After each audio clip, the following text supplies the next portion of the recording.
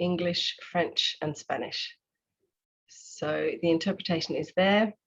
Obviously, there is the Q&A function. Please do feel free during the whole event to use that to introduce yourself, to ask questions and make comments. The panelists are very keen to hear your questions, and we will do our best to get to all of them during the event today.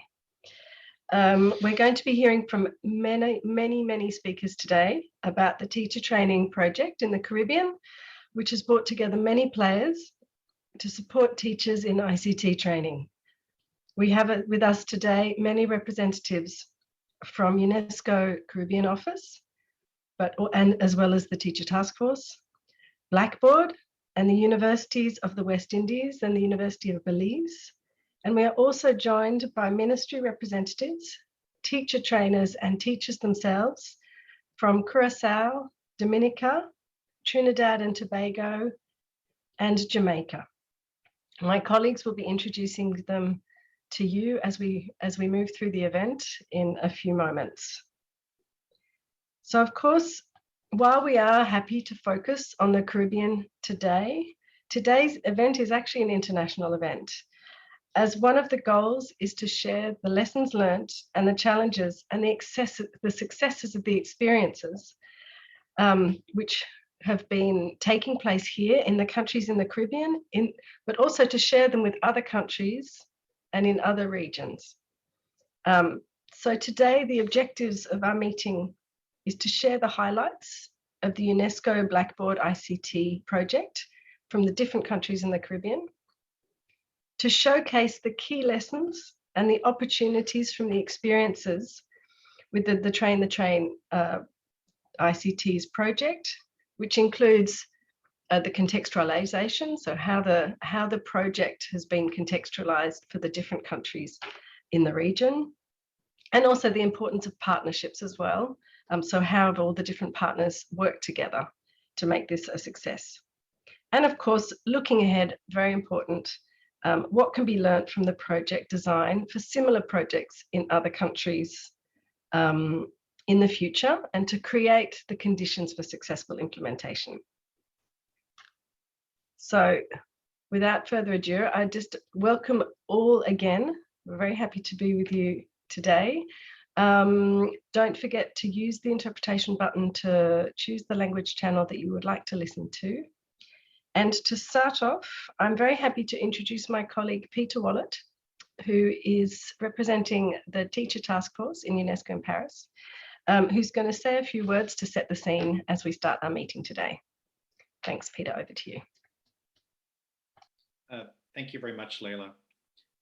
It is my pleasure to join the meeting, The Digital Turn, Empowering the Caribbean's Teachers today, to underline the critical role of digital technologies for teachers, teaching and teacher education, and its role in meeting global, regional, and country education targets.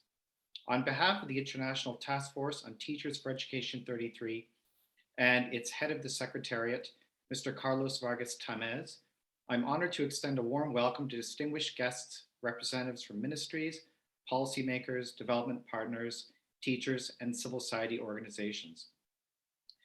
The COVID crisis has been a unique event accelerating a radical evolution in teaching and learning, which were already underway across most societies prior to the pandemic.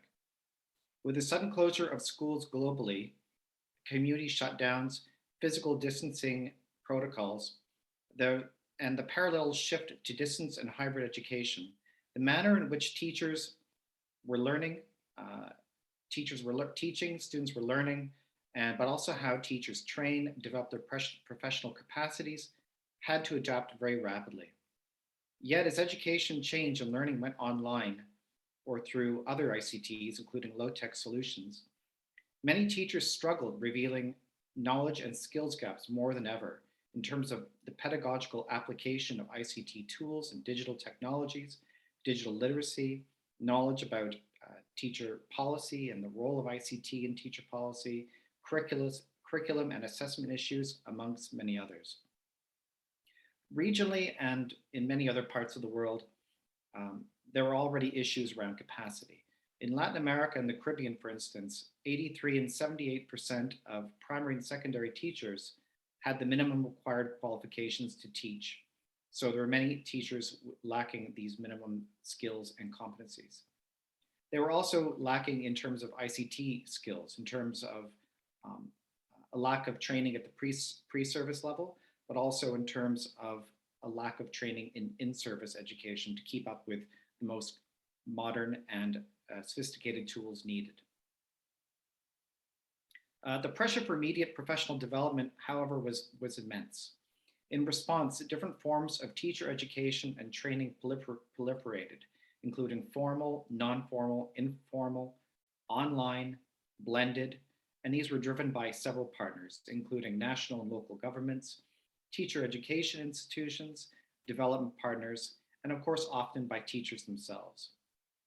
Yet access was not universal, and support varied between regions and countries. According to the joint UNESCO, UNICEF, World Bank, and OECD questionnaire, 1 in 10 countries, for instance, in Latin America and the Caribbean, did not provide teachers with instructions on distance education, nor did they provide continuing professional development on pedagogy and making the effective use of digital technologies. Moreover, not all teachers within countries that reported providing support had access. 2 out of 3 countries, for instance, in the LAC region were training 3/4 or more of teachers. However, 1 in 4 were training less than half of the teaching staff.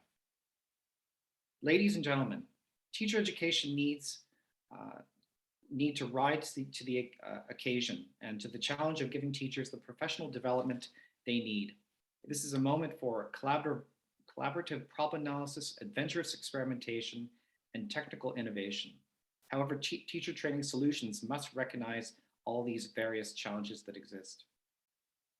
Significant support is required to provide devices and internet. However, beyond this, teachers also require effective training, pre-service and in-service. They need online teaching and learning materials and professional, socio-emotional, and other types of support as they need. If someone could put on a couple slides I have, just so we could talk a little bit about the next tool. Teachers can best benefit from comprehensive national teacher policies.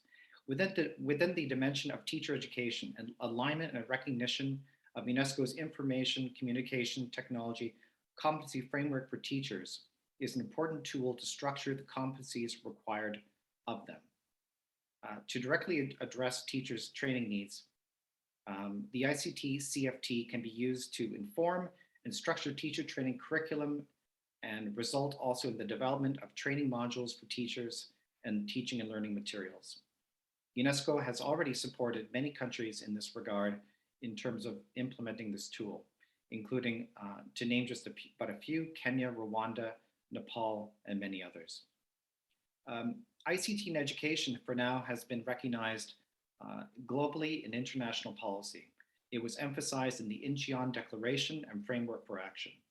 This was reinforced not long after during the Qingdao Declaration in the People's Republic of China, also in 2015, which examined specifically the role of ICT in education for achieving SDG 4. So this is an important tool that can help structure ICT competencies for teachers. Next slide, please.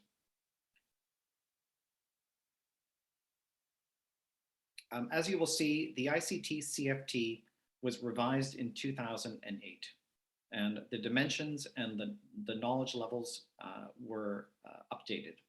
There are 6 dimensions and 3 levels. The 6 dimensions cover the understanding of ICT in education, curriculum and assessment, pedagogy, application of digital skills, organization and administration, and finally, teacher professional learning.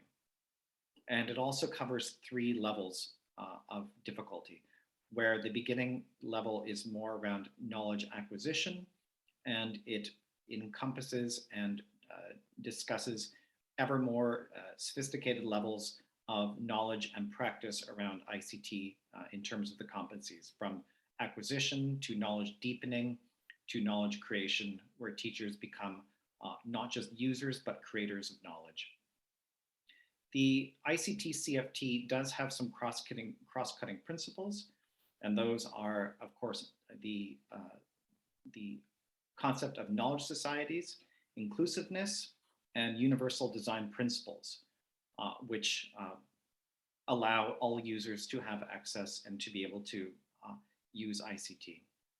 There are a number of potential challenges for ICT innovations, and it covers the use of open educational resources, social networks, mobile technologies, the Internet of Things, artificial intelligence, virtual reality, big data coding, and of course, ethics and privacy protection. On the next slide, you will see an example. We can move to the next slide. You'll see an example from the guide. So the guide is very detail-oriented, and it provides a very structured framework in terms of the different levels across the 6 dimensions. And here you can just see an example of aspect 6 on teacher professional learning, where it includes information around the curricular goals, the teacher competencies, and then breaking these down into objectives and related example activities. As a critical moment for reflection, the TTF would also like to mention that it will be hosting its biannual policy dialogue forum in Kigali, Rwanda, 2nd to the 3rd of December, which will examine the role of innovations in teacher and teaching, including digital solutions. Finally, a quality teacher is the most important school-level input for teaching quality and ensuring strong educational outcomes. While digital solutions will not replace teachers, teachers will increasingly be expected to have ICT competencies to perform the standards in their profession. As such, effective teacher training that incorporates digital solutions will be ever more important, underlining the key importance of tools and standards such as the ICT CFT standard. I look forward to the conversations, to the lessons learned, and to the shared experiences of countries. And I wish you a very good meeting. Thank you very much. Thank you, Peter. Thank you for that very interesting presentation. And it's now my pleasure to pass the floor to Nikita West, who is going to be giving us the highlights of the Caribbean project. Nikita is the project officer from the UNESCO Cluster Office in the Caribbean. So Nikita, you have the floor. Thank you.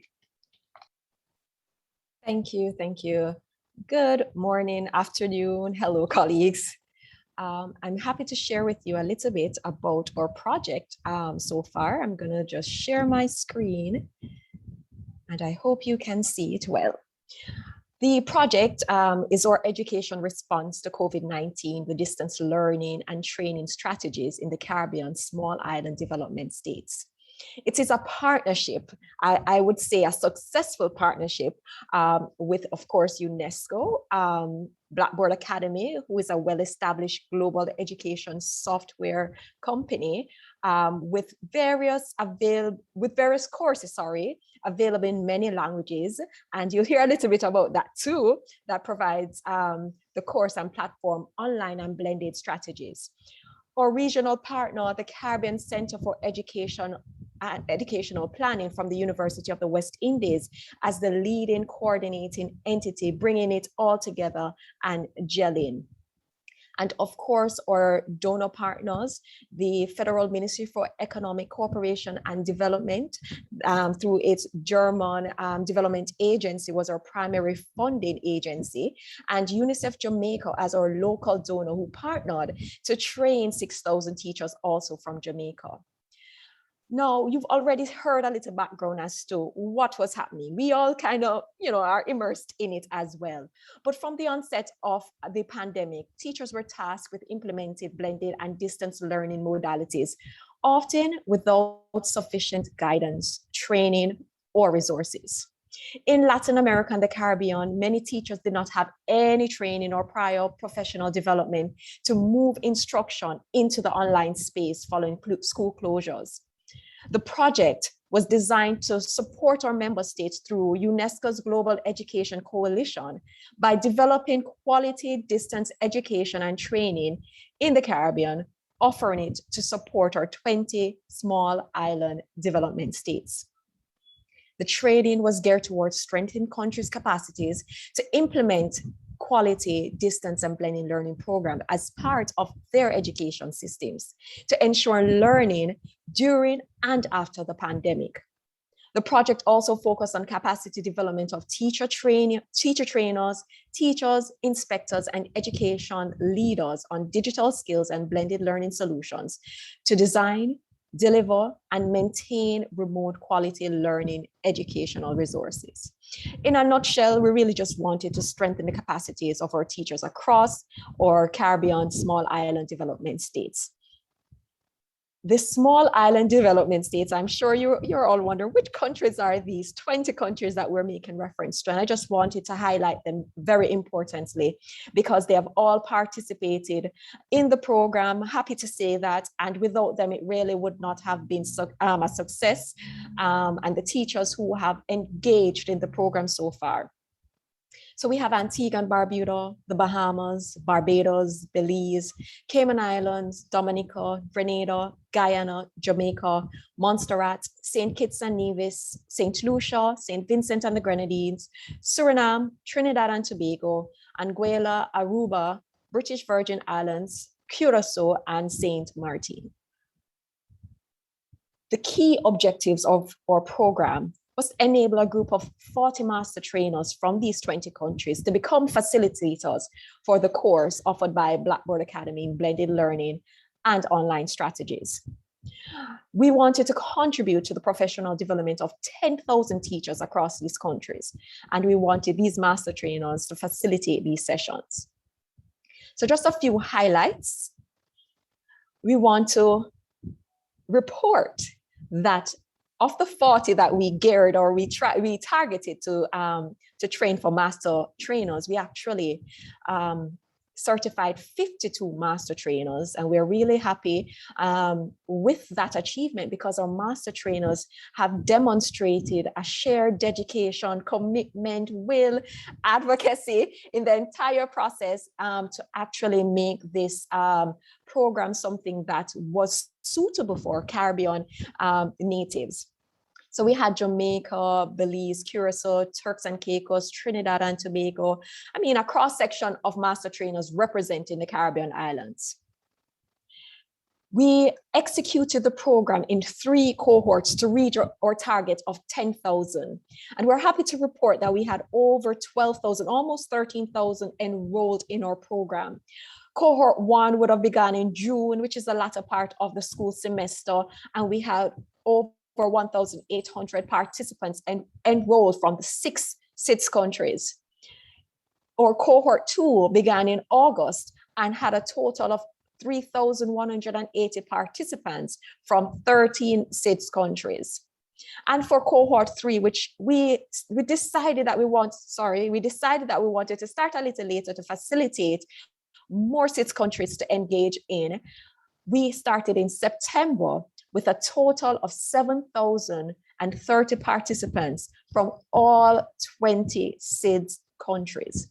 And it was only through a collaborative effort with the region, with the ministries of education, with our partners, that we were able to achieve this total of over 12,000.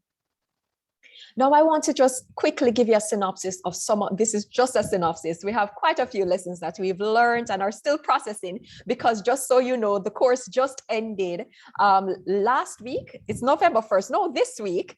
And so we're still wrapping up and still, meeting with our partners and ensuring that we're having conversations to support teachers as they complete this last phase of the project. So one of the things that we wanted to highlight as one of the lessons, one of the success of this program is our partnerships. Our partnerships with Blackboard Academy, the International Teacher Task Force, with CCEP, with the Caribbean Reference group with the ministries of education, with the National Commission, our local partners, UNICEF, Jamaica Teaching Council, and our teacher training institutions. Without our network, without our partners who help to support with recruitment, with just ensuring that our teachers were connected with this program and were able to engage with this program, that this was very much a success. Another key lesson that I want to highlight just quickly, because I know our partners will go into it a little bit, is that of our master trainers and our weekly mentorship sessions that we had with them. This for us was an opportunity to hear from the master trainers or facilitators who were the ones experiencing the teaching space with our teachers. They could tell what was happening. They could tell us what's happening, what the difficulties and the challenges were, with whether it was the content, whether it was the timing, whether it was just, you know, the different competing priorities that was happening in teachers' lives. And so it also had gave us the opportunity to discuss with them and to adjust in the program anything that was necessary, whether it was even timing of the program, giving more time to complete it. Also, the collaborative and extensive recruitment modalities. In the initial part of the project, we were definitely utilizing our partners to recruit our participants, but we also saw where we could utilize and capitalize on social media through our Teacher Talk webinar in particular, where we connected to teachers as well who weren't able to connect to the program otherwise. And this allowed us to reach much more teachers, particularly teachers who were in remote areas as well.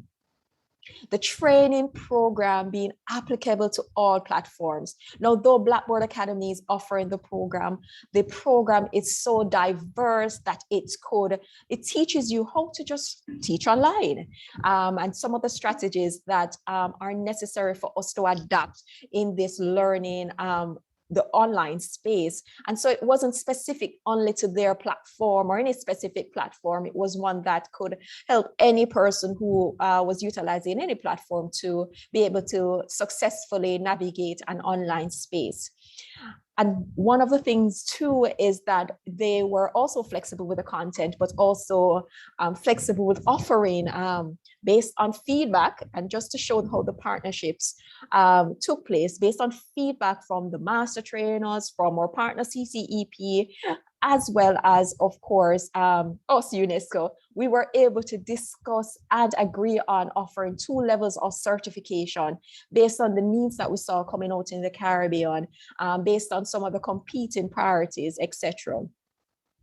Of course, we saw where the timing of the program was not always suitable for some. We had our own thoughts about, of course, for example, summer is going to be great, but we were hearing some feedback that from teachers and from master trainers that teachers were burned out. They had competing priorities. They had several trainings that they were taking place otherwise as well. And so they had to select a training or select from multiple trainings to engage in. And so we saw that, you know, even though we thought at the end of school or in the summer would have been ideal, it may not have been so in this case. And of course, our weekly implementing partners meeting. Every week we met, CCEP, Blackboard Academy, UNESCO. We didn't miss a beat. And so while we met with the master trainers, some of that information would have come back into this meeting. So we were always on the pulse of what was taking place in the program, always adjusting, always being flexible, always lifting up the team, because it was indeed a lot of work that took place for us to get here. And so these are just a few key lessons that we thought that we'd share at this time for you to understand some of the things that took place, apart from the fact that we have clearly met our targets, but some of the things that would have allowed us to do that are here. So thank you so much. I'll take questions when that time is appropriate. So thank you.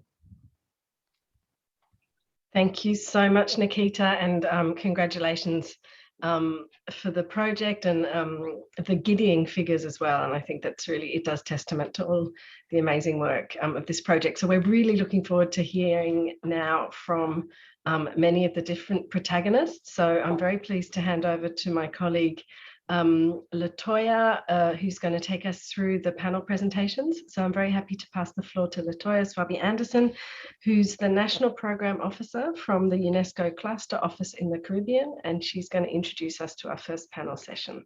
Thanks, Latoya. Thank you so much, Leela. Thank you, Nikita.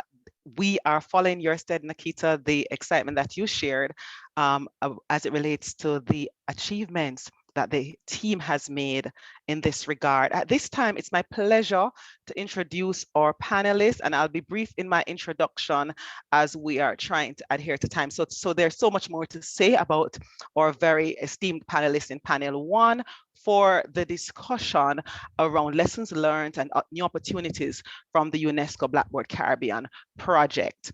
First, but by no means someone we have enough time to speak about, is our dear partner from Blackboard Academy, represented by Joelle Armando, who is a project manager for Blackboard's faculty professional development program. She has years of experience. I was going to say 20, but I wonder if that's true. If she has wrapped up so many years so far. But Joelle, so sprightly, so energetic, 20 years of experience in higher education, in different roles in online and blended projects, leadership, curriculum and learning design.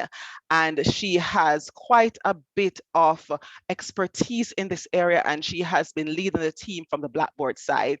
We also have Dr. Chantal Moore, who is a lecturer in language and literacy for the School of Education at the University of the West Indies, Jamaica. She's a graduate coordinator and also the Distance Education Standards Committee representative for the University Council of Jamaica.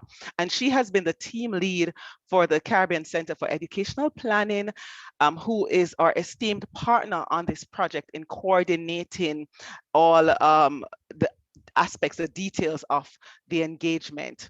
We also have with us Narishka Everts, our esteemed master, one of our esteemed master trainers, who is a Curacao native with a passion for education. She's experienced in managing projects in both the academic and industry settings. She's an educator at heart, and in her career, she has served in both private and public sectors, and she continues to serve in this regard. We also have Juanita Eli, who is one of our esteemed teachers on the program from cohort 1. She teaches language and social studies at the primary level, and she's continuing her own professional career and development in teaching at the Dominica State College. So we want to thank you, our panelists who have agreed to be a part of this discussion and to share with all of us, our lessons learned. We will start with Joelle and go straight into the other panelists, Chantal, Narishka, and Juanita. Over to you, Joelle. Thank you so much, Latoya. And I'm not sure how much I will be able to add after the excellent presentation from Nikita, but what I would like to present is how these lessons learned and how this process was for us from the Blackboard perspective and what we learned in the process. So one first thing I would like to highlight is about the design of this course, because this was a course designed to for participants to experience online learning as a student. So we really wanted the teachers taking this course being able to experience what a good online learning course would be. And that meant the course should include collaboration, should include reflection, you should allow time for experimentation. And that's something that cannot be done in just 30 minutes sitting in a webinar. So that really needs time. And that meant that this is a course that requires over 20 hours of dedication to the course, and a mix of attending webinars and taking part in asynchronous activities, some of them in groups in which you needed to network with colleagues and find the group and so on. So I know this is something that added complexity to the project, but it's also, I think, something that was part of the value of this project, isn't it? That this is a course that for those who were able to go through it, really, I hope, gave them the opportunity to experience how online learning should be, isn't it? So in terms of I think some of the challenges that we face, before we go to lessons learned, I would say that some of the challenges are common challenges that we are seeing over in many courses. So connectivity, of course, is always a challenge. Access to infrastructure, maybe some basic digital literacy in the case of some participants are challenges that are always present in online teacher training. I think in this particular case, time was a very important constraint, because what Nakita said, and the fact that the course is a course that requires quite a lot of commitment. So what we learned as Blackboard in the process, and some of the things were new learnings, and some of the things were kind of reinforcing things that we already knew. I think the most important is after the value of this partnership and this team that I want to highlight, because really working with the UNESCO team and with the CCAP has been amazing. But after that, I think the most important lesson from this project is the value of the facilitators, the master trainers, and what they brought to this project. We as Blackboard have taught this course in different regions globally, and it's the same course because it's a standard certification. We want everyone that takes this course to have a certificate that has the same value that the other people taking it in other places. But we, thanks to the feedback from the facilitators, we were able to make changes in the course that, keeping those standards to get the global certification, allows us for flexibility and also some level of localization and really integrating some of the needs of the particular region. So I think that was really thanks to, of course, the UNESCO CCAP team, but to the facilitators who were really vocal on expressing the need of the teachers, of the participants, and that also shows how much, even when with the same assessment, same resources, and so on, how much a good facilitator makes a difference in a course, isn't it? So that's also part of a lesson learned. The other lesson is how important master trainers and facilitators are also in supporting participants to sort out technical challenges.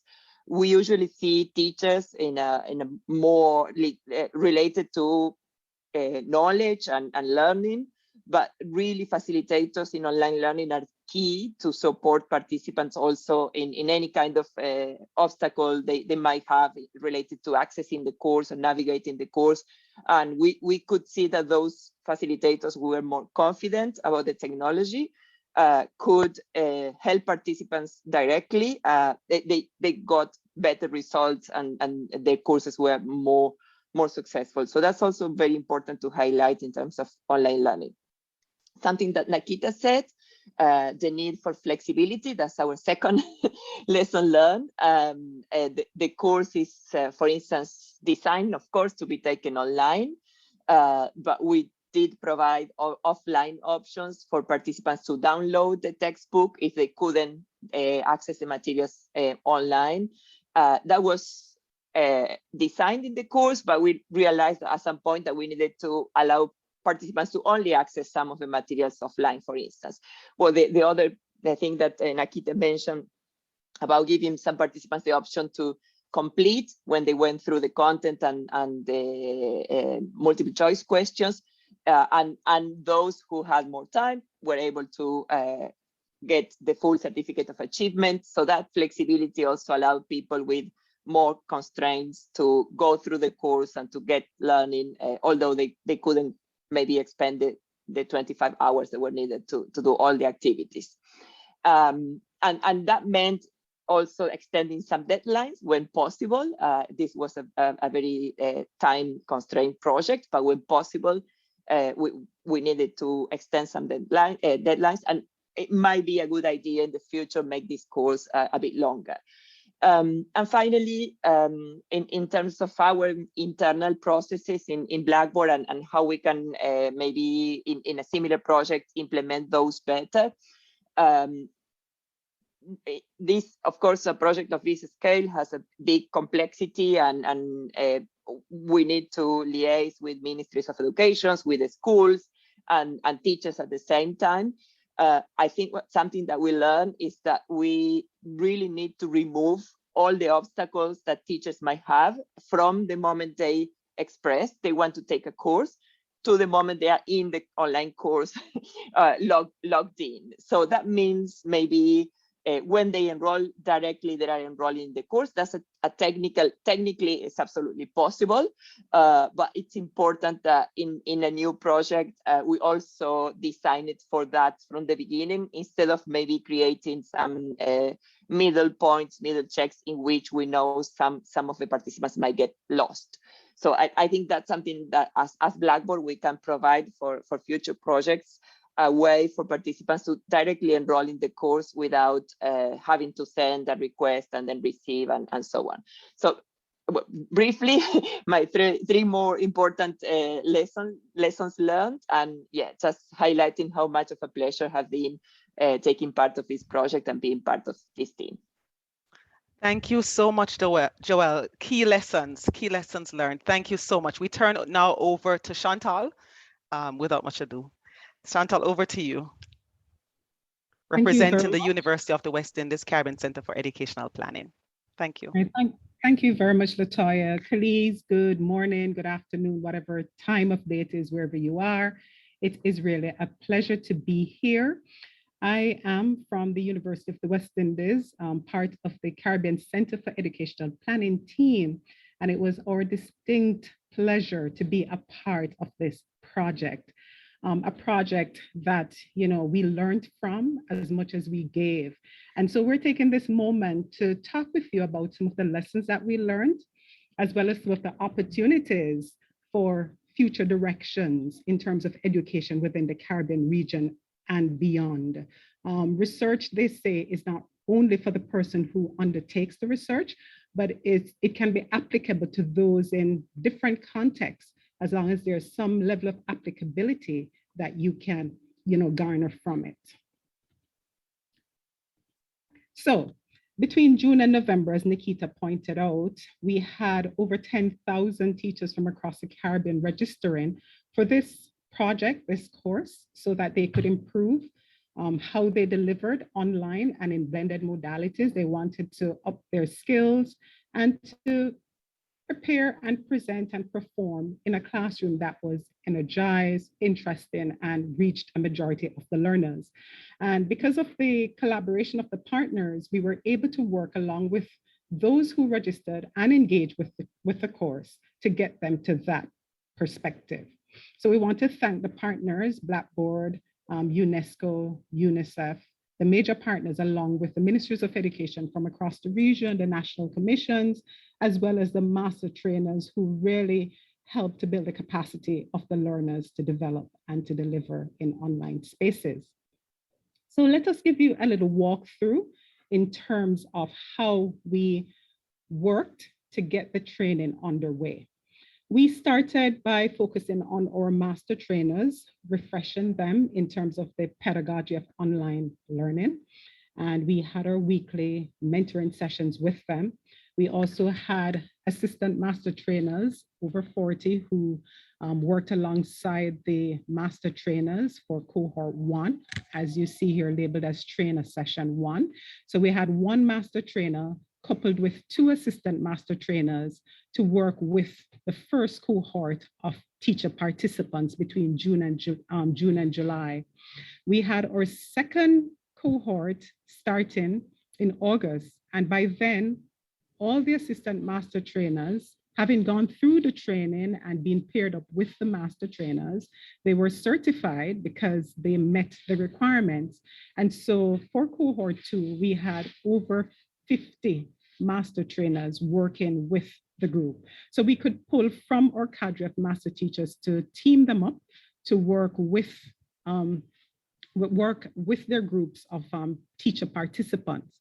And then we replicated that for cohort 3, again, working with 2 master trainers to train a cohort. We try to keep the cohort numbers, I'd say around 160. However, sometimes it went up, sometimes it went down, depending on participants' availability, timing for classes, and those kinds of things. When we looked at the feedback from the participants, we want to share with you just a few of the qualitative comments after the teacher participants or educators went through the training.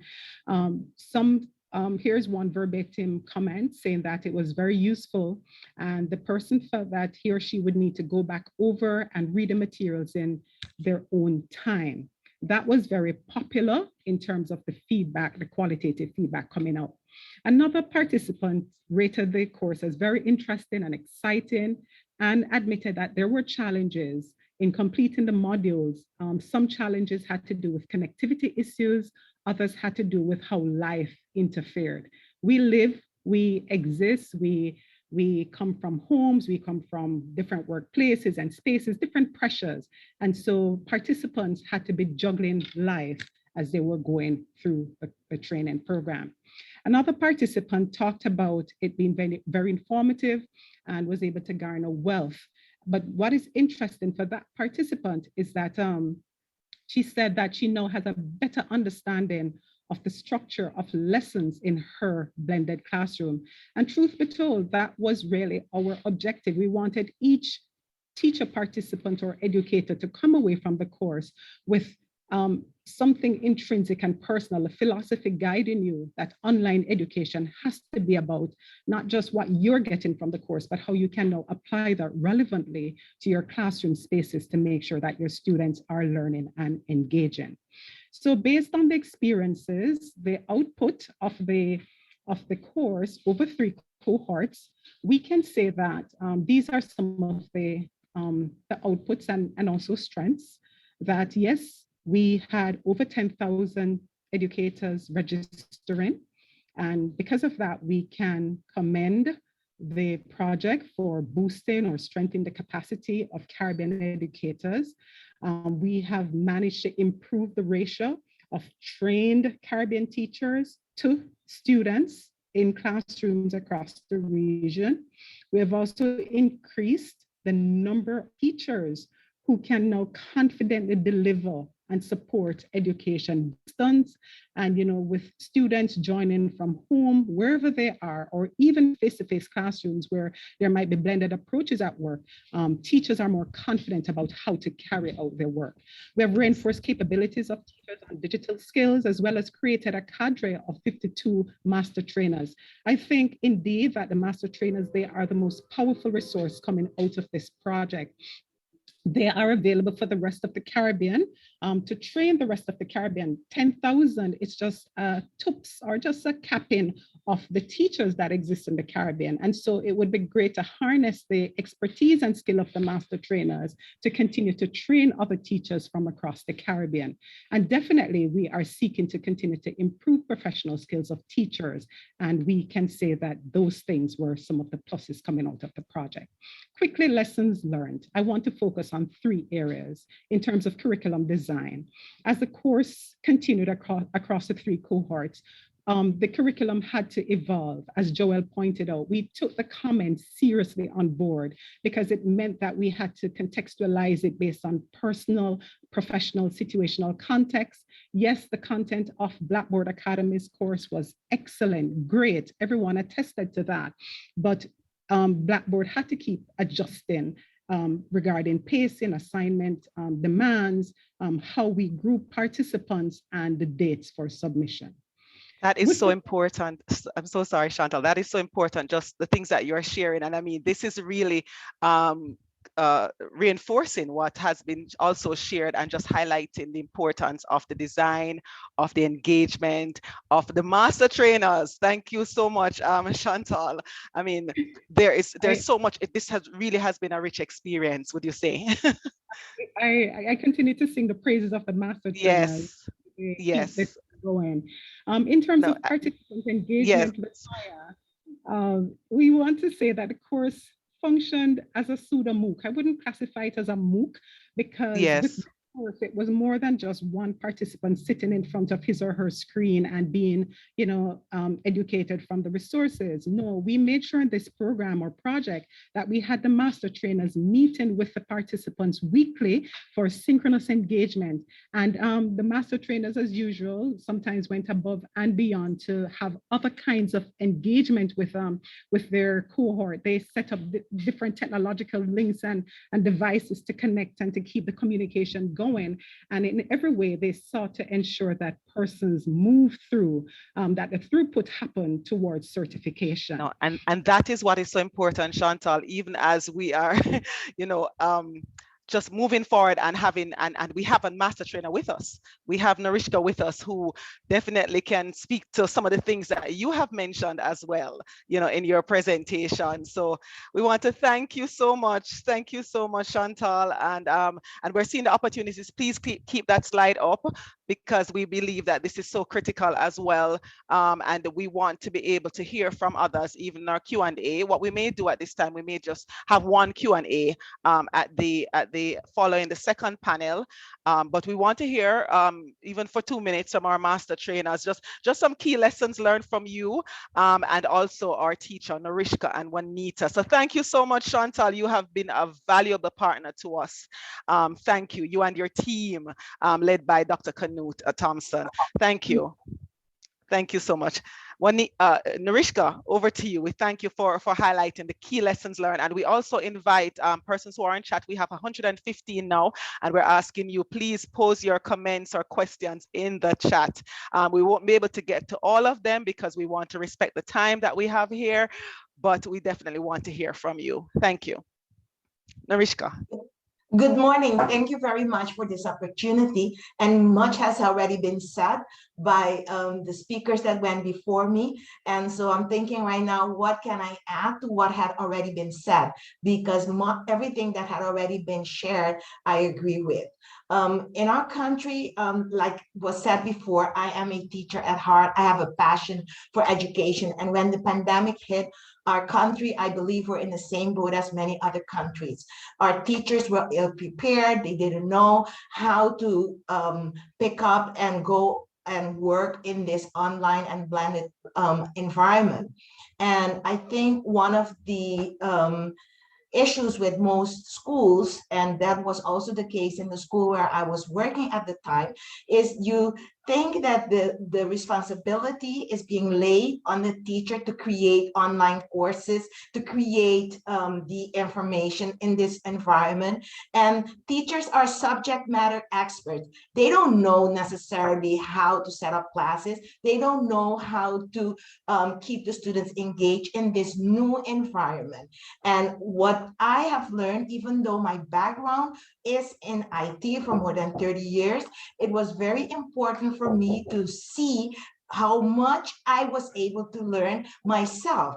It was important for me to understand that students with special needs also needed to be addressed in this environment. It was important for me to understand the usage of colors, the usage of video. It was important for me to understand, how do I keep my students engaged in this environment? Because before, you can see their faces when you are teaching face to face, but in this environment, you often don't. And if their cameras are off, how do you know if they're even listening? How do you keep them engaged? And those were a few of the many lessons that were learned and obtained in this course, which I was able to use in my own classes, and also was able to share with the other teachers. Like was said before, I am also one of the master's trainers. I have more than 900 participants, I think, in the past 6 months with the 3 cohorts that I participated in.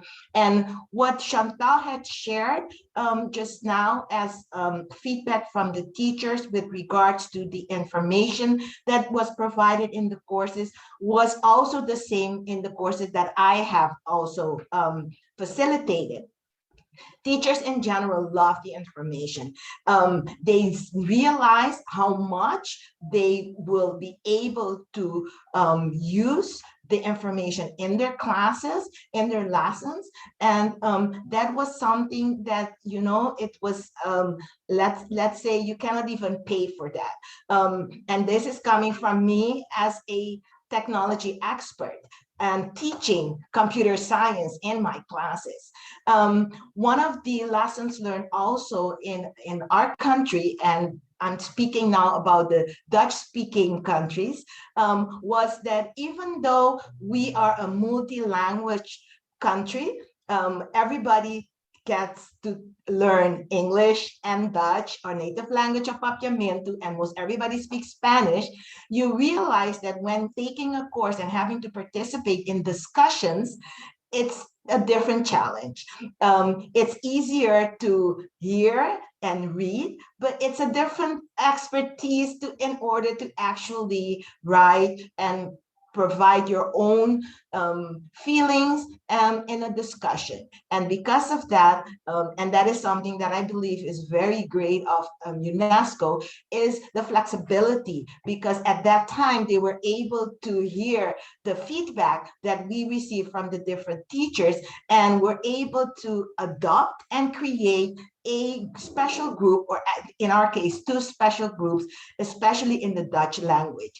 And that is something that I applaud, because even though the material themselves are in English, the actual discussions, the actual facilitations and everything were able to be done in Dutch. And so the teachers were able to express themselves in their native language and also obtain instruction in their native language in order for them to actually feel that the information is now their own.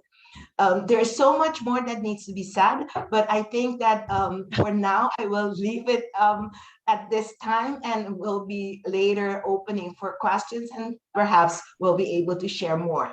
Thank you. Thank you so much, Norishka. Thank you.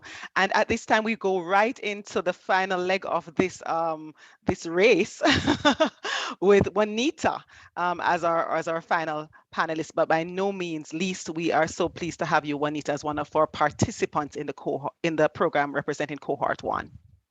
Juanita. All right. Thank you again, Latoya. And as Ms. Norishka has just said, what more is there to see?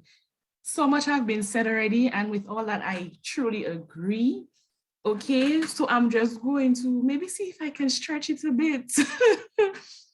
The lessons learned for me, even if I was a computer savvy person, I can tap myself on the back for that, I will say it, a computer savvy person before this abrupt change, with doing the Blackboard program, it opened my eyes to a few things that I was maybe blinded to in the future, because as Miss Amaduna, I don't know, Joel, as Joel stated, the teachers, we got a feel, you doing the Blackboard program, we got a feel as to what the students would be experiencing. And that too helped me, and I can speak for some of my colleagues I work with, helped prepare us to prepare for them.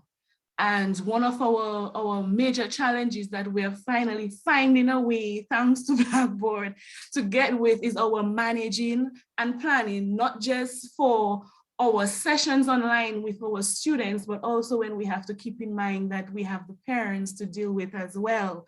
So we're managing and planning for students and parents more comfortably.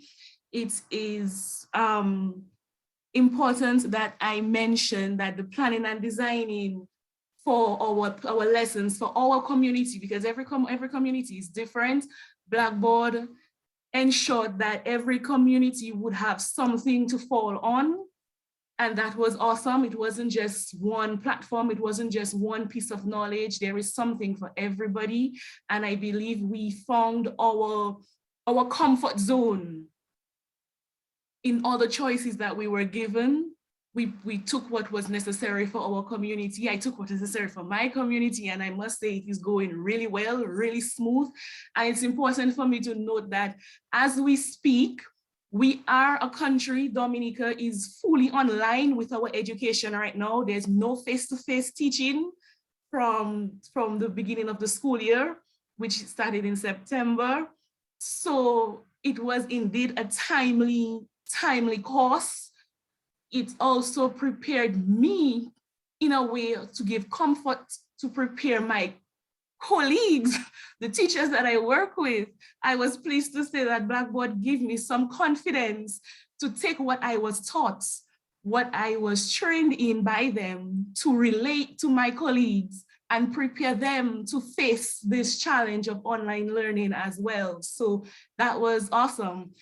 Also, it's good to know that Blackboard also, there's something for everybody. As it was said earlier, it is not just for, it's not just for the regular everyday, but the inclusiveness is awesome. The special education teachers and students, you are also catered for in the Blackboard education, which is awesome.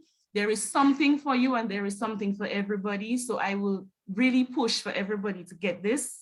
It's important, and it will give you that sense of comfort, give you that sense of reliability on yourself to be able to prepare for your students and your community. Thank you. Thank you so much, Juanita.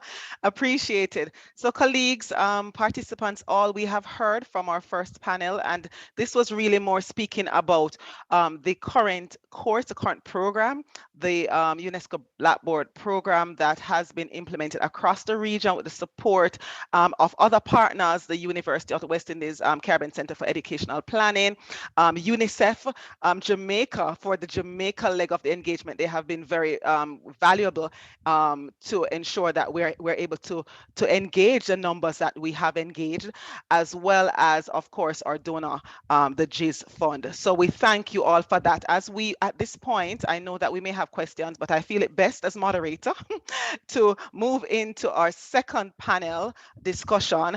And following that, we can have some time for questions. At this time, thank you, our first panel. Thank you very much, and thank you for the great work that you have done and how you have highlighted what this journey has been for you individually, as well as representing the entire program. Thank you so much.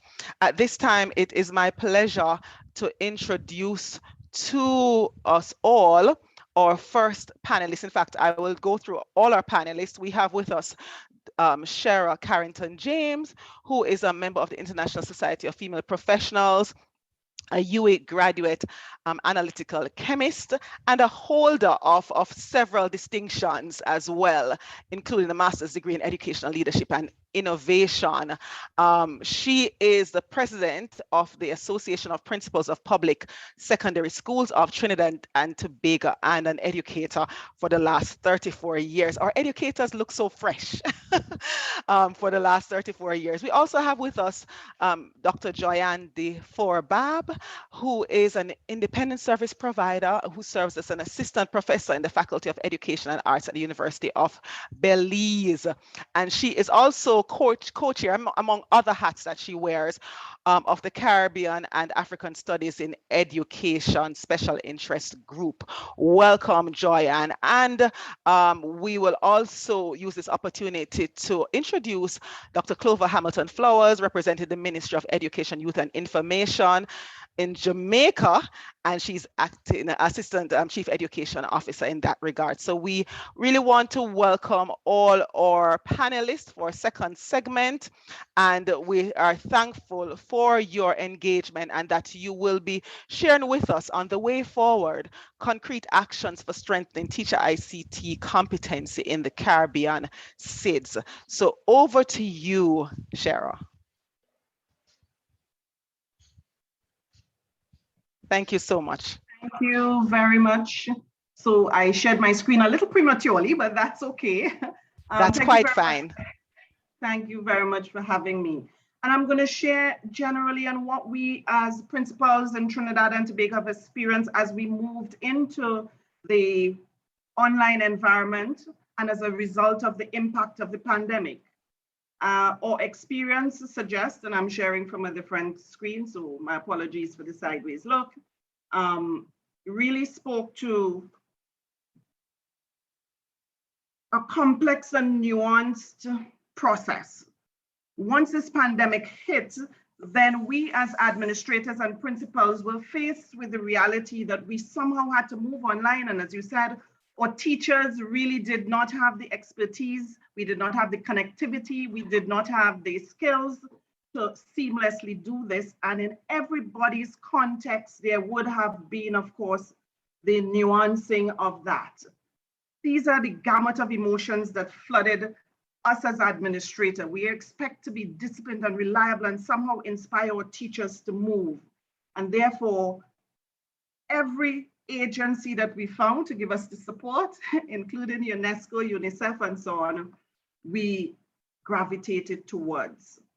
If investment in technology is not paired with the investment in teacher capacity, then change is unlikely to have happened.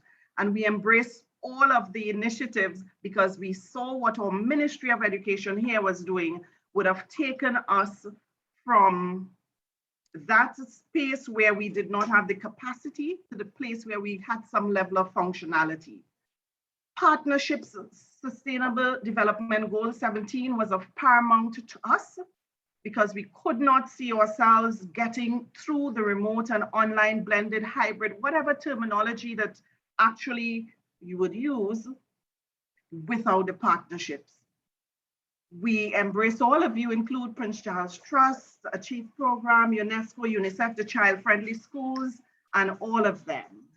Tobago House of Assembly has an initiative where they did the Moodle, Ministry of Education in Trinidad, the Teacher Education, Professional Development Division, and because I represent the Association of Principals, let me move that off the screen, then, okay,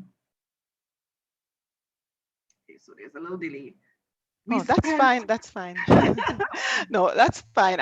We saw where you were going. The ICT time, interconnectedness. This is one of the initiatives, one of the benefits, that came out of the UNESCO initiative. So once we had master trainers on board, we actually did our own thing and pulled some of those experts into presentations that we just completed at the 28th Biennial Conference of CAPS, where we had 70 sessions over 6 days. So the spreading of the word of the possibilities that were gained, the options for curriculum and development and engagement and students, we shared. Some of it as well we use on something called Thoughtful Thursdays. So now you know all our business, 1 hour weekly from 2020 to 2021. So once Blackboard UNESCO came on board, I can't remember exactly, but somewhere April 2021, I think is when we fully engaged some of your lead trainers to share with us. Principals lead and set the climate of their schools and their remote schools as well. It's not just the physical school. The challenges. All right, so. Yes, we're seeing that. We're seeing that, Sarah. Right, some of us felt that the security of the data, so those are somehow given some feedback now. Some of our teachers were wondering about the security of the data. It seemed so diverse, so in-depth, so engaged, that was a question that was asked. The master teacher availability, and that too, they're wondering, could they do all of this as master teachers, train the trainer? How are they going to manage their workload?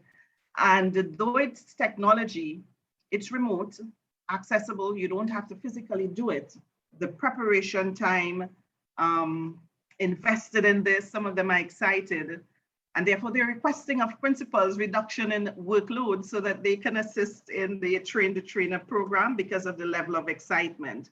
or teachers felt they had moved from areas of engaging in access to more cognitive tasks. So their lessons they felt had progressed beyond just giving the children access to knowledge.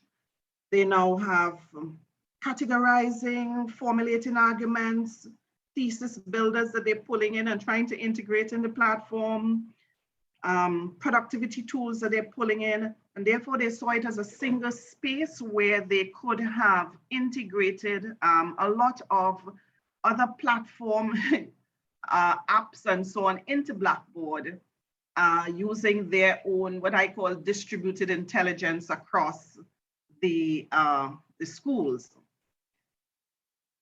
At the bottom there, you would see balance of Monday versus Sunday metaphor. A lot of our teachers responded immediately to the ability to throw in things like the polls and the surveys.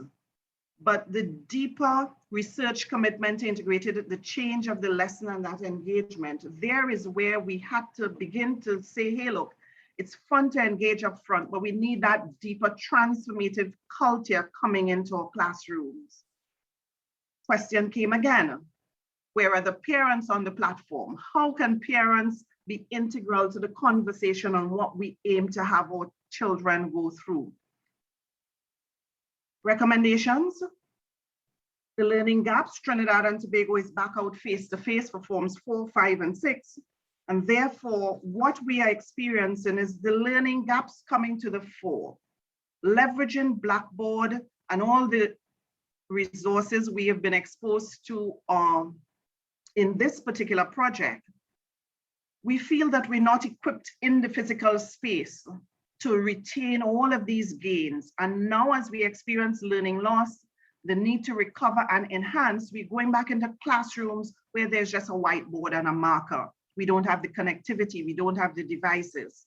There are issues being asked about the copywriting of material. How could we integrate them on the platform? And therefore, I've left it out of the slide, but we have a new Bible.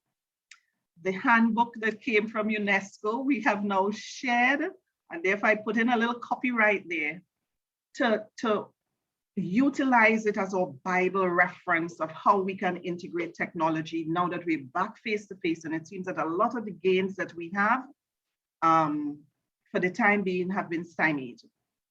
Online micro-credentials, people were excited about certification. I don't know what is so special about certification, but feedback, teachers welcomed the certification. And I know there's a lot of movement in the US towards micro-credentials online. And therefore, this particular course was one that they responded to well. Preparation and change as an administrator, technological culture and return to school. We used to have a fear of mobile devices. I don't know if you know that. We locked them down and shut them away and so on. And therefore, we need to recognize in a real way that a lot of our administrators need to move towards that point of altering the culture now that students have returned. Or ministries of education give a lot of guidelines on implementation, but we're not clear about the legalities of some of these things. They call them guidelines, and we feel as administrators, we've been thrown under the bus because we are the ones interfacing and making the hard decisions up front. No, I'm so sorry, Cher. I just wanted to endorse what you were saying, that is so important to hear from you, representing principals who you are dealing with this on a day-to-day basis. And so this has been so engaging and very informative to see from your principal's perspective how we can move forward and how we can make sure that in this case, it was a UNESCO Blackboard course, but also for other training programs. So thank you so much, Shara. I don't know if you have any last comment that you wanted to make. Just no, I was at the end, really, yes. All the ministry initiatives and devices and connectivities that people mentioned before still hold. The takeaway for us is after we do all of this, there's a triangulation of student, parent, and school. So that was my last slide, parents. No, very important. Parents, and I leave it there. Thank you very much. Thank you so much, Shara. Very important. Parents, I heard you mention it twice for good measure. So thank you so much for ensuring that all key actors are a part of the space in preparation, in implementation, as well as moving forward. We really do appreciate this. Thank you.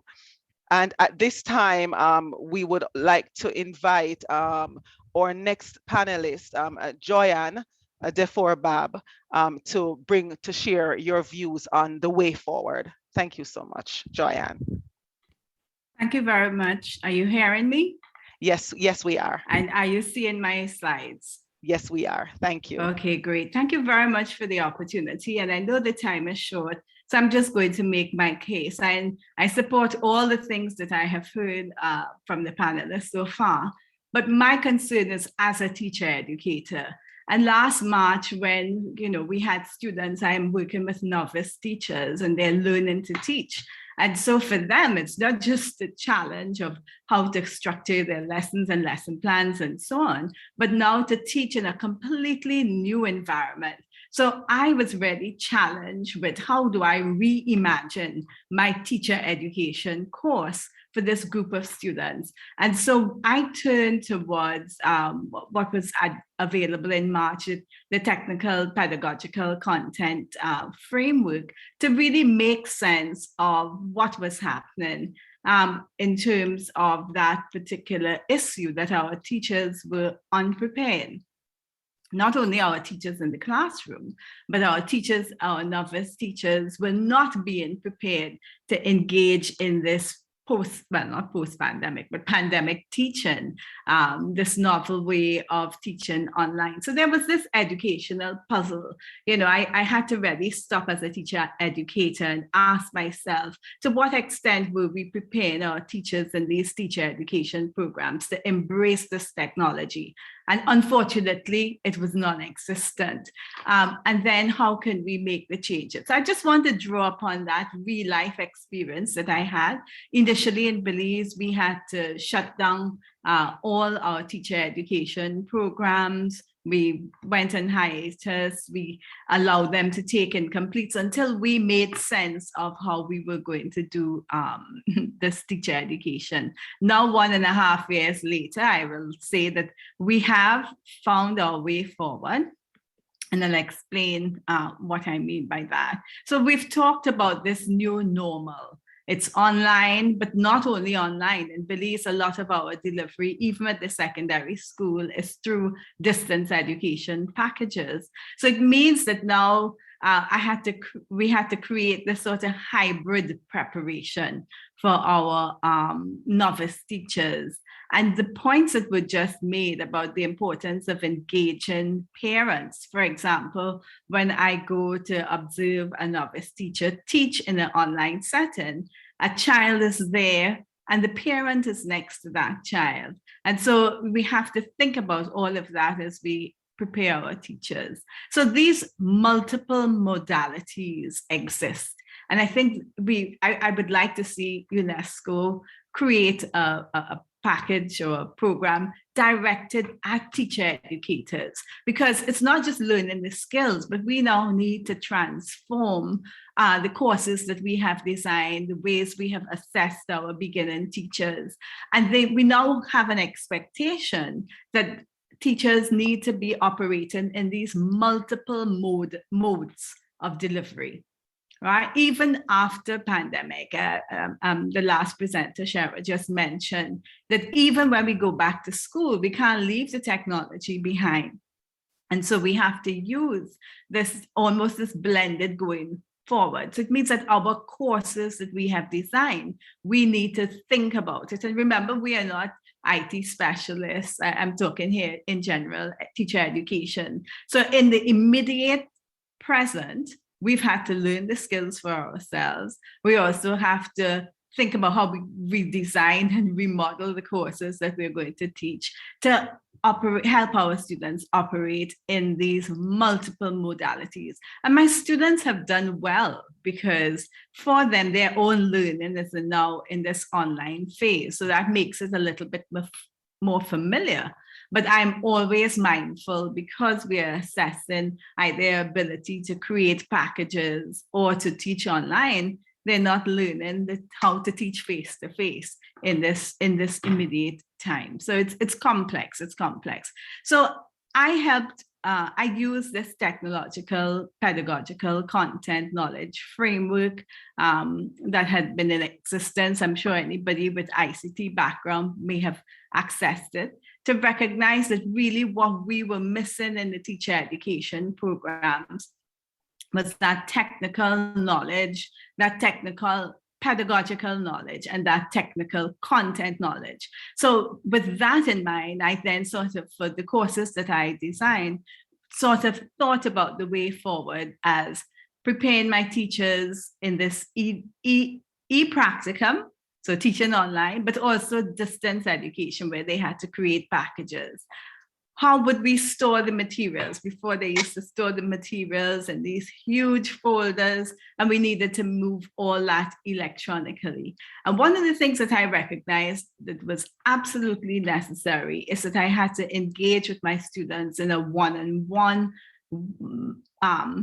mentoring partnership, because they were each moving at their own pace. They were each teaching in a different space with new challenges.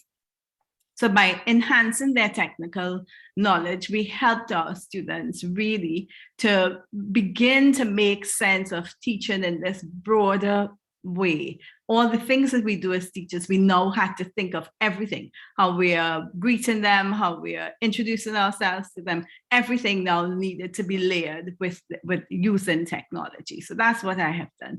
As I said, it requires now more individualized working with each novice teacher as they're learning to teach. And so the clinical supervisory model really needed to change to a more peer mentoring model. And we needed to prepare and give feedback on a regular basis. The one thing that I haven't heard anybody talk about is the real trauma that our students are facing, that our novice teachers are facing, and that our teachers are facing, our principals, that we really have to provide this opportunity for social and emotional support, and remind our students that they need to take care of themselves and not stress, because it really requires a lot of work. So my point to close is that, of course, teacher education, when we think about it, we need to prepare our students to go out and cope with the technological, pedagogical challenges that exist. And so the work is ongoing. I support UNESCO, and I look forward to a course directed for teacher educators. Thank you. Thank you so much. Thank you, Joyanne. Thank you to Shara as well. You endorsed, what was shared by Shara, the need also for ensuring that this is a community approach, even as you're saying that there is a need for that type of individualized support and mentorship that is required in this dispensation. That's the word I'm going to use. But in this context in which we're all living right now. And so there's no post just yet. No. Let me apologize, colleagues. Dr. Clover Hamilton Flowers, I did share earlier with our internal team that there is another agenda that she has to deal with, a very urgent priority that she has to deal with within her remit. And so we apologize that she will not be able to join us at this time. She's still trying to make it, but we do understand all the different competing priorities that we have in this space. And that is one of the things that we have been saying that has been happening with our master trainers. Shara spoke about that as well, just allowing them to have that engagement and managing all that needs to happen in space. And even as Joyanne spoke about what is needed for our novice teachers or pre-trained teachers, as we call them, pre-service teachers. So yes, thank you so much, Joyanne. At this time, we have an opportunity to hear from others who may want to share their questions and their recommendations. And so it is my pleasure to look into the chat, and I know that we are now in this space and looking at what it is that others are asking. So there are some questions around the master trainers, their role. Wow, they have really played a very central role, and how they're supported for this program, the master trainers, as well as persons are asking about interest in joining new training cohorts and training going forward. We know that training is happening. I can speak to the latter, and then I'll ask Chantal to speak a little more about just how important the role of the master trainer has been in this program, and in fact at the core of the program, the support that they have received as well as the support that they have been given. So I'm going to ask Chantal to take that. As it relates to the current training, this particular program is coming to an end in the Caribbean, and to share that other regions, so our African colleagues and will be taking on this program as well and running with this. So they are here and they are listening into the lessons learned. So it will be replicated and adapted to other regions as well. And of course, for UNESCO Kingston Caribbean office, that we will continue to support our teachers with other programs. So we're looking forward to sharing that with you in the upcoming year, what's on board. Chantal, over to you to share about the importance of the master trainer and how they have been supported, and elaborate a little bit more on that. We have about a few more minutes, but over to you, Chantal. Thanks a lot, Latoya. Just to say that the master trainers, they went through the very same course that we asked the participants, the teacher participants, to go through. And in going through it, I think they were able to speak and treat with it as they facilitated the sessions. They were able to do it from a perspective of experience and from a perspective of, making recommendations for improvement. And because of that experience, they were able to remain open to comments from teachers as well who were going through the training. So yes, the master trainers did the course. They also had a practicum session where they worked with cohort 1 to learn how to facilitate more effectively. And they also benefited from mentoring session, one-on-one sessions with Blackboard. After those training sessions throughout, as the master trainers were delivering cohorts 2 and 3, we met possibly at the start of a cohort would meet maybe once a week. And then as the cohort continued and, the kinks were ironed out, people were feeling more comfortable, then we met less. But we continued to keep a community going as we had our WhatsApp group. And in that space, the master trainers supported each other. That's where the community of learning was most active, because as issues arose, as participants had challenges, the master trainers could put out the information and get immediate response to then pass that on to the teachers participating in the project. So the master trainers were the bridge.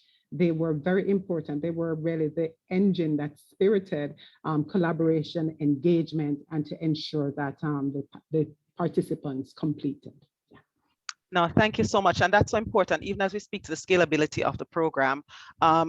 Oftentimes, and I've seen this model where programs are done, but there isn't that scalability at the local level because persons weren't equipped to become trainers themselves. And so this was a very core component of this particular program that can be adapted to other programs going forward. It's so important to have a suite or a cadre of trainers who can also support the program. I also wanted to, based on what Joyanne and Shara, I think, alluded to, just the need for mentorship and also the need for involvement of other key actors such as parents and sometimes the wider community, because now it seems as though the learning space has evolved into the community space. I see Joyanne nodding. So Joyanne, how can we better engage parents in this space? It's not as easy, but we really have to help them to recognize that they are partners, and because the child in the actual home.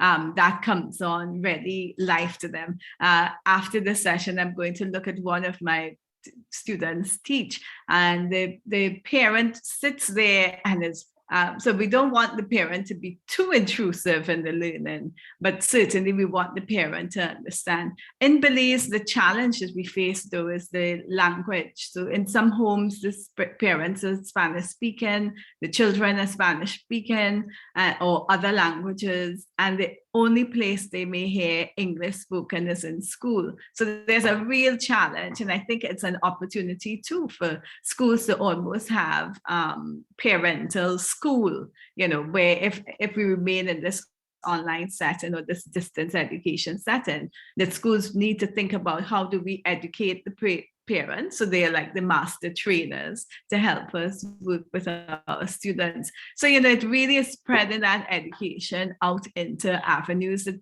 we haven't thought about in a face-to-face setting, and I find it exciting. No, thank you so much, Joyanne. On that note, I want to thank you. You said it's exciting. I mean, I was wondering what word you were going with, that if you were to say interesting or overwhelming, but I love the fact that you're seeing it as an exciting new way of learning and engagement. Yes, Joyanne. You know, I was going to say, for somebody who is 35 years in the career of teaching, certainly at the end of my career, I never thought that I would have such growth in terms of new ideas to learn, new techniques to engage. So for me, it is, as a teacher, as an ongoing learner, it certainly is exciting. And I think we need to, certainly what I help our students do is remember we need to be flexible. You know, nothing is cast in stone. It will change tomorrow. And we really have to adopt that kind of attitude.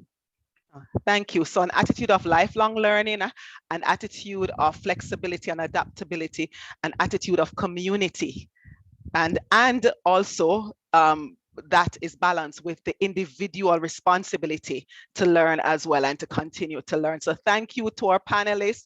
Thank you, Shara. I know you have to run, and thank you, Joyanne, for sharing as well. We wish we had more time, but time is a challenge, and we didn't want to go over 90 minutes. So at this point, it is my pleasure to hand over to our valued, very dear colleague from CARICOM, from the CARICOM Secretariat, Jennifer Britton, who is a Deputy Program Manager, ICT for Development. Thank you, Jennifer, for carrying us through closing remarks and also any key messages. Thank you. Well, thank you, Latoya. Good morning again, everyone. This has been a very rich discussion, and I've just been scribbling notes all morning. I won't share all with you. I will reflect them back to UNESCO, and hopefully we can put them up as part of the report. I wanted to begin perhaps on the last note that we ended on. This has been a positive, obviously a positive bit of training, positive input into the Caribbean educational sector, and I am happy to be part of this morning, and also to help UNESCO thank all of the contributing partners who obviously did their work very well, and so we have a good result at the end.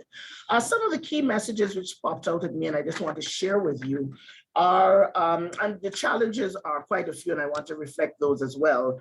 But some of the things which came out were the need for appropriate materials, and I thought that was a good one. Comprehensive national policies, which really now help us to respond and to deal with what is going on now. The benefit and need of localization, which is something that we think about a lot in the ICT arena as well, as we try to build out ICTs technologies. How do we localize them and make them really beneficial to the users? The importance of master trainers, I think, was spoken about by everyone, and I am delighted to hear that we were able to engage this many in this process, and have a few things that in my closing to talk about with them. The need for flexibility and hybrid ways of learning was reflected many times as well, and I listened very carefully to forgive me, Defoe Bab, who talked again about the multiple modalities of delivery, and which is really more than just hybrid, and that's an important point, I think.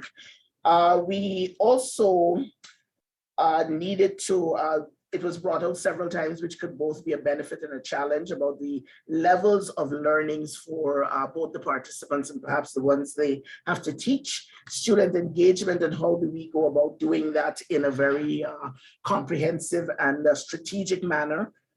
The need for increased reliability struck me. I think it was the Dominica teacher spoke about it, and we depend on our teachers for so many things, but how do we help them, even with the technologies, to become more reliable? The principals and the teachers' perspectives have been, to me, terribly illuminating, not terribly, very illuminating, and I hope that we can capture all of them and really deepen the conversation as we go on. I really appreciated the Ms. Carrington James talking about being pushed to go online, and many of us don't reflect it in that way and don't even think about it. We just started doing what needed to be done, but we were really pushed in a very hard way come last year. The other point which she made very early was that if change is going to happen, we needed to have strong investment in technology and in teacher training. And I underscore that point as well, because that's my day-to-day work here at the Secretariat. I was intrigued, and I'm going to be using it. I think she's left already, but the reflection on ICT, which spoke about interconnectedness, community, training, and technology, is really putting it at the people level. I love it. I'm going to steal it. I'm going to write her and ask her if I can use it, because it really humanizes the work we have to do as technology practitioners and even education practitioners, and brings it into a space where we are dealing really at the people and human level. I thought the tools that were mentioned, several tools were mentioned. Of course, Ms. Carrington James mentioned the Thoughtful Thursdays, and it's something which could be hopefully replicated across the region, across the world, where teachers and principals take the time to actually listen and learn from each other. So something that I thought we could raise up a little higher and see how we could help them to do it. The issue about micro-credentials, I was glad that it came up. I was glad that there was appetite for it, because we are working on a digital skills task force has been instituted in CARICOM, and they've started their work 2 months ago. One of the big things in that task force's work is to look at how we can start doing micro-credentialing in the region. So once the conversation is started, it makes it easier for everybody else to latch on and to work with us on that. Changing the culture to include technologies into the education system, always on my mind, and I hope it will be on the mind of all the practitioners as we leave here this morning, because there was something, somebody spoke about the triangulation. I think it was Ms. Carrington James again. And I wanted to add that it is now more like a four post chair, because if the technology persons are not there with the education persons, we are basically running on 2 parallel roads, and it will not happen, the transformative change that we need. So we're moving from a three-legged bar stool to a full dining room chair with 4 legs that we can work on together. The Belize, Miss Before Baba, forgive me if I don't have the right name. I love the reimagining the teacher, and as we keep that in front of us every day, I think we will come up with more and more solutions to what needs to be done. The multiple modalities, I love the e-distance, e-portfolio, and particularly the e-mentoring is something that I think we don't look at in any sector space, and it's something which is becoming very, very important. The fact that everybody in life will probably need to have digital skills cannot be underscored. And as we continue to build it out, it is very important that we have some hand-holding. And if that hand-holding has to happen electronically, then we certainly need to build up and lift up the need for mentoring. I thought that the challenges were ones that we know, but I wanted to access connectivity and devices cannot be said enough, because even as we talk and tell teachers and everybody else, and parents in particular, about these happy things that we think are happy things in this space, how are we going to make it really real to them? And that happens from access, connectivity, and devices. And part of my work for the region is making sure that that access is affordable access. The issues about time we knew. I thought the somebody mentioned the fact about the challenge about education management and planning, but that the fact that the Blackboard solution really offered some comfort in that area was something which I think is good about the course, and which is a value added perhaps from the training. Security of data, I was intrigued that it was mentioned that it's something that we need to continue to deepen the discussion on in the region. The workload overload, the challenge, how do we help teachers to deal with that and everybody in the education sector? Something that I think we also need to have some conversation around because it is even impacting our students and even at a very young age, 3 to 5, etc. They are feeling workload overload and screen overload as well. The integrating parents as a challenge, I think we have, everybody mentioned it, is very important to us. And even as I think about it, we too are working on a girls in ICT plan for the region, and parents are a big part of that plan, because if we don't bring the parents along, then we are really, again, starting out defeating ourselves. Ms. Defour-Bab as well mentioned the trauma. I think I talked about it a little bit, but we do have to deal with the trauma that we're dealing with. I'm going to close now, but I wanted to just do a short call of action. We need to be aggressive about ensuring that the initiatives such as this one, which support the region, are followed up and kept in our conversation. I think it's important, since we have these wonderful master trainers, and I salute them again, that we share the names of those trainers even on the website of UNESCO, so it could add morale, but we also know in each of the countries who we can go to and who also needs our support, not just to go to, but who needs our support as well. I mentioned already moving from the bar stool to the dining table, and so there's an urgent need for education and ICT officials and practitioners to start speaking together and working together. We too need a blended course to begin to come together as one. I wanted to encourage all the teachers and participants to use the resources provided by the Caribbean Union of Teachers and the International Teacher Task Force, and to hold them accountable to helping you move forward and moving through this trauma. Lastly, 2 more points. The international and regional agencies such as we are and UNESCO, etc., I think have a big responsibility. We have to bring these stories to life. We have to keep them alive. We also have to make sure that the experiences and the stories and the projects and the plans are linked to the high-level plans, such as the Human Resource Development Strategy 2030, which CARICOM has, and the CARICOM Single ICT Space. I want to end by saying investing in technology with teachers is going to bring much equity in education, particularly in the small island developing states. And that lastly, in spite of all the forecasting that we have about the change of skills that are going to be brought about by ICTs, it's my belief that we will still need teachers for a long, long time. So you're in it for the long haul, teachers. I continue to salute you, and I thank you for your service every day and for taking this course and for being willing to continue to educate our students in the Caribbean and the rest of the world. Thank you to UNESCO. I know I probably went over by a couple of minutes, but I thank you.